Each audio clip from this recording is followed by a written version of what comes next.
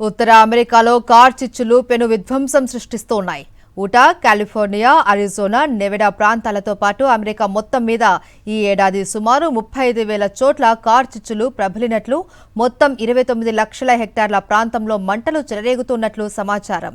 ఇంతటి తీవ్రస్థాయి కార్చిచ్చులను ఎదుర్కోవడం అమెరికాలో ఇదే మొదటిసారి అని చెబుతున్నారు. ఈ నేపథ్యంలో ఉటా ప్రాంతంలో ఎమర్జెన్సీని ప్రకటించడమే కాకుండా జూలై 4 వేడుకల్లో భాగంగా బాణాసంచా కాల్చడంపై నియంత్రణలు విధించారు. ఈ ప్రాంతంలో శుక్రవారం నాటికి సుమారు 290 చదరపు కిలోమీటర్ల విస్తీర్ణంలో వేల హెక్టార్లలో కార్చిచ్చు రగులుతోందని, గంటకు 72 కిలోమీటర్ల వేగంతో వీస్తున్న గాలులు పరిస్థితిని మరింత దిగజారుస్తున్నట్లు అధికారులు తెలిపారు.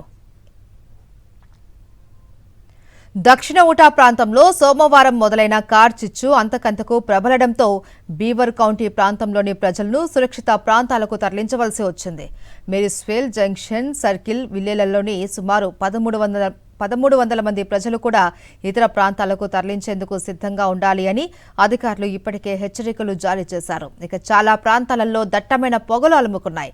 ఇడోహా నుంచి అరిజోనా, న్యూ మెక్సికో వరకు పలు చోట్ల ప్రమాద హెచ్చరికలు జారీ చేశారు. కార్చిచ్చుల నేపథ్యంలో ఉటా గవర్నర్ స్పెన్సర్ కాక్స్ రాష్ట్ర వ్యాప్తంగా బాణాసంచా కాల్పులపై జూలై 5వ తేదీ వరకు నియంత్రణలు విధించారు. కార్చిచ్చుల పరిస్థితి మరింత దిగజారకుండా ఈ చర్య తీసుకున్నట్లు తెలిపారు. ఎమర్జెన్సీ విధించిన నేపథ్యంలో పట్టణాలు, గ్రామాల్లోనూ ప్రదర్శనలు నిలిపివేసే అధికారం స్థానిక సంస్థలకు దక్కింది.